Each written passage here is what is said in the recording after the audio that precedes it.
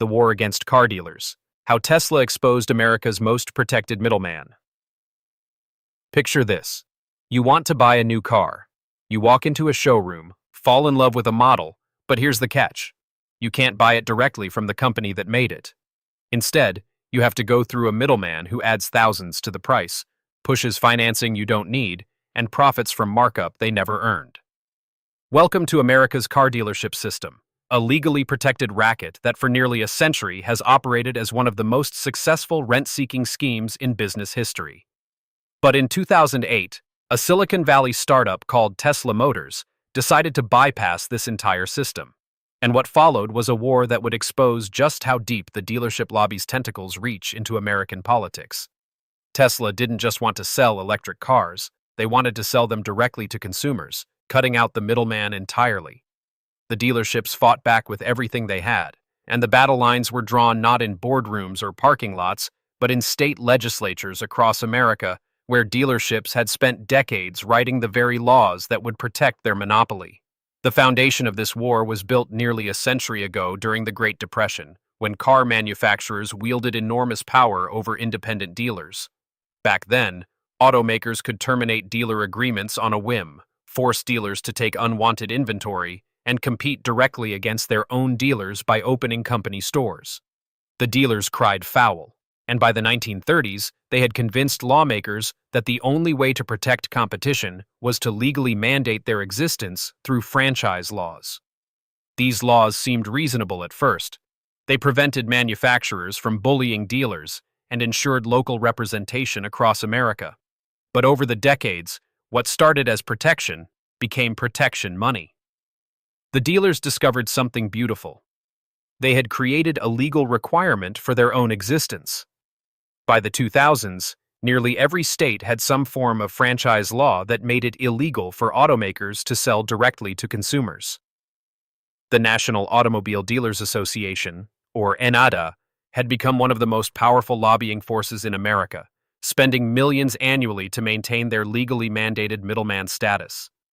They had successfully convinced lawmakers that direct sales would somehow harm consumers, reduce competition, and destroy local economies. It was regulatory capture at its finest. The regulated had become the regulators.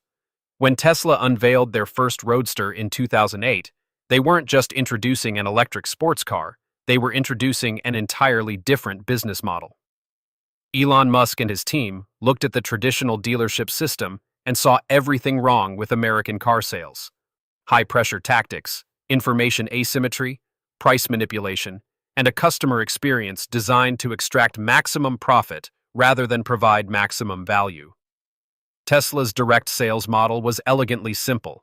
Customers could configure their car online, get transparent pricing, and buy directly from the manufacturer. No haggling, no financing games, no dealer markups.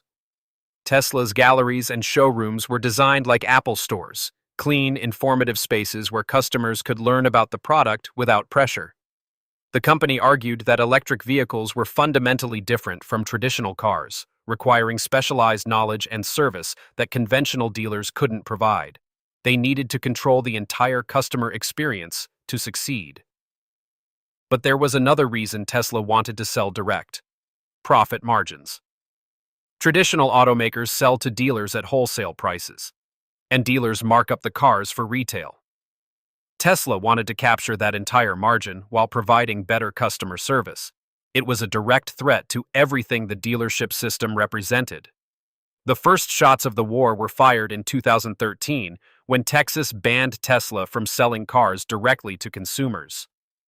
The Texas Automobile Dealers Association had successfully lobbied for legislation that explicitly prohibited manufacturer direct sales, even for companies like Tesla that had never used dealers in the first place. The law was so restrictive that Tesla couldn't even discuss pricing with customers at their Austin gallery.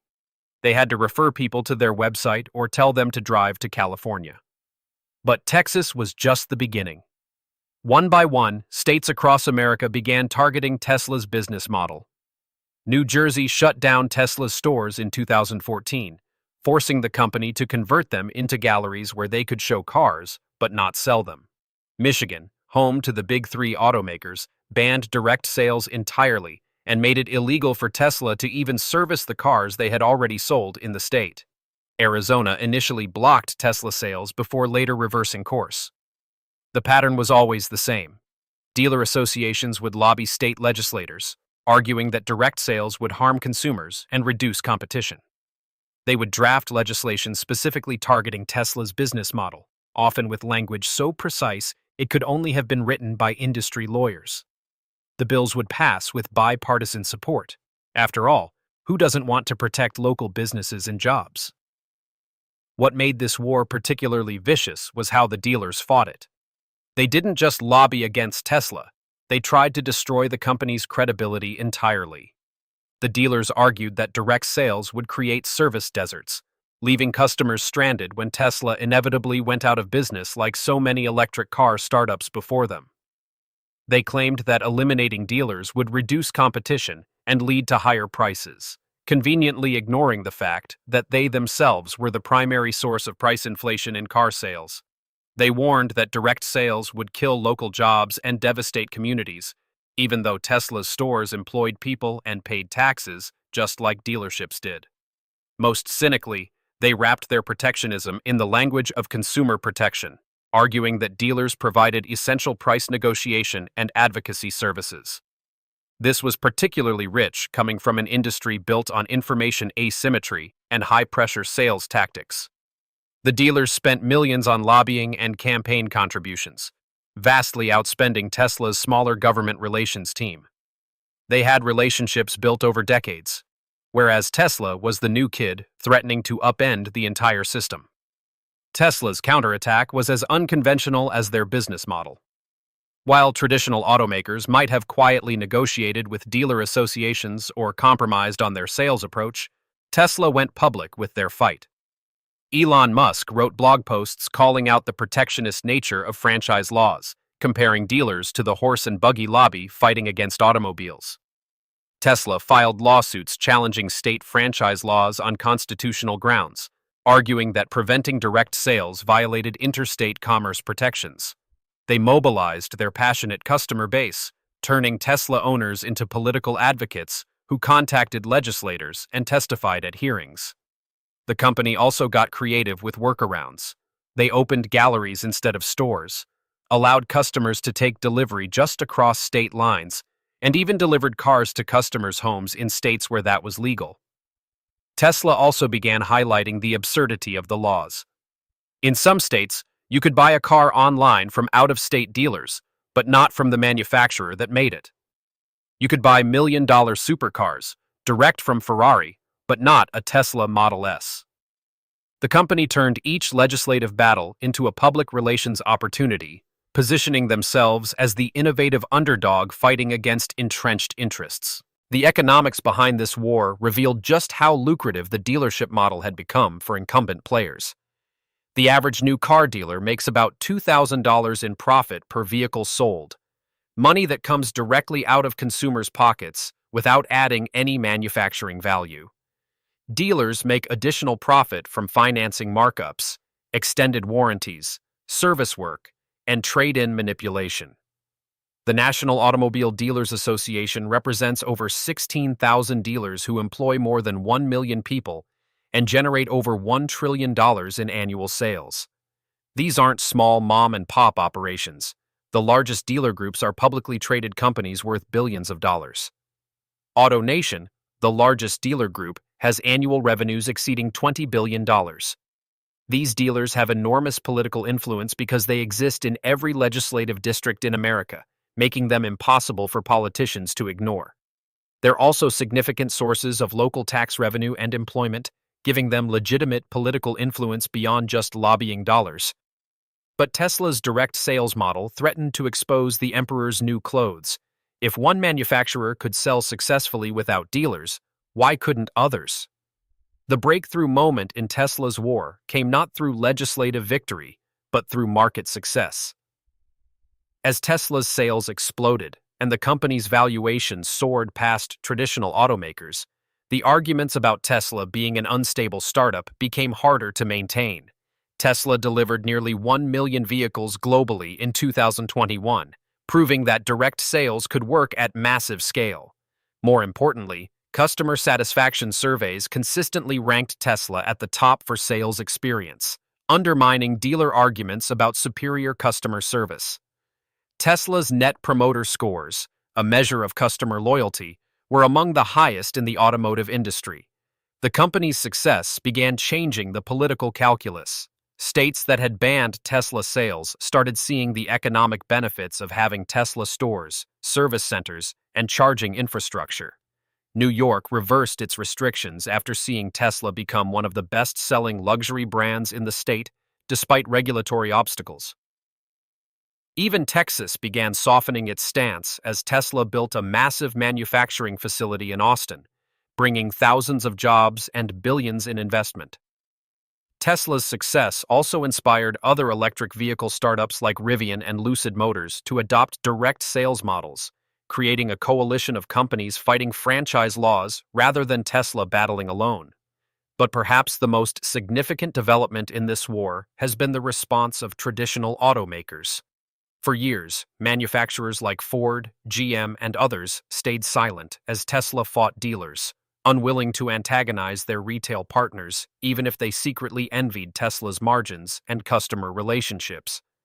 But as the industry pivoted toward electric vehicles, some manufacturers began questioning whether the dealership model was compatible with the EV future.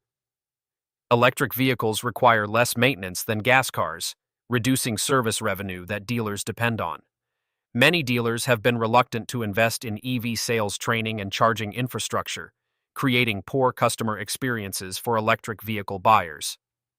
Ford shocked the industry in 2021 by announcing that dealers who wanted to sell their upcoming electric F-150 Lightning would need to make significant investments and meet strict standards, essentially creating a separate direct-to-consumer experience within the dealer network.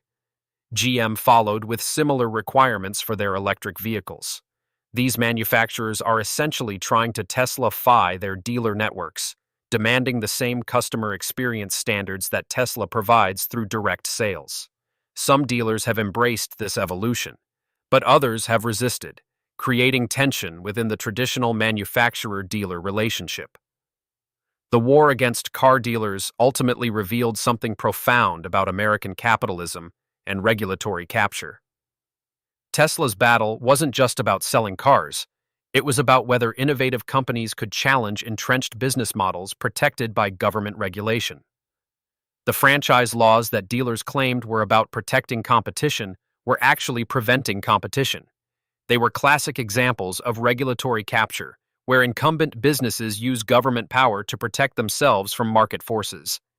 Tesla's success in bypassing and eventually undermining this system demonstrated that even the most entrenched regulatory moats could be overcome by superior products and persistent advocacy.